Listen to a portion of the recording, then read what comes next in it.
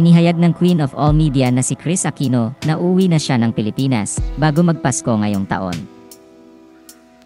Ito ang masayang ibinalita ni Kris kay Ogie nang dalawin siya nito sa Orange County, California, kung saan naninirahan si Kris kasama ang kanyang bunsong anak na si Bimbe at ilang staff na mapagkakatiwalaan. Good news ito para sa mga tagahanga ng Queen of All Media dahil uwi na siya sa Pilipinas ngayong last quarter ng taong 2024 kung walang pagbabago sa kasalukuyang estado ng kalusugan niya. Anya, hopefully, sa last quarter ng taon bago magpasko, I'll be back in the Philippines.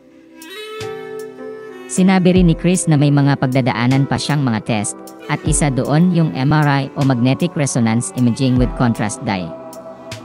Inamin din niya sa panayam sa kanya ni Ogie na doon siya natatakot dahil the last time na nagpa-MRI siya ay noon pang 2019. Dagdag pa niya, nakapag-PET scan na siya bago sila umalis ng Pilipinas noong 2022.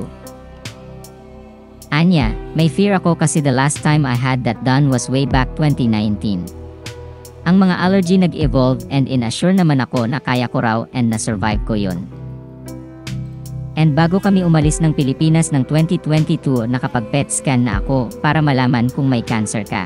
Clear ako dun, kinaya ko naman yung in-inject sa akin noong panahong iyon. Nabanggit rin ng Queen of All Media na wala sa Pilipinas ang mga gamot na ibinibigay sa kanya, pero pwede naman daw umorder ng mga gamot niya sa ibang bansa.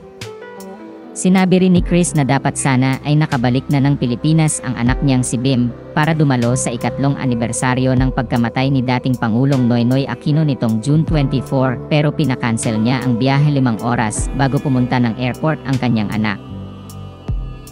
Napag-isip-isip din ni Kris na kailangang bumalik ni Bim sa bansa dahil kailangan nitong asikasuhin ang interviews sa mga paaralang papasukan nito. Dagdag pa niya, na-realize niyang ayaw niyang maulit sa kanyang anak kung ano ang pinagdaanan niya noong kabataan niya. Anya, I really did not have a teenage life. Ang mom ko naging president when I was 15, so he's taken care of me for so long.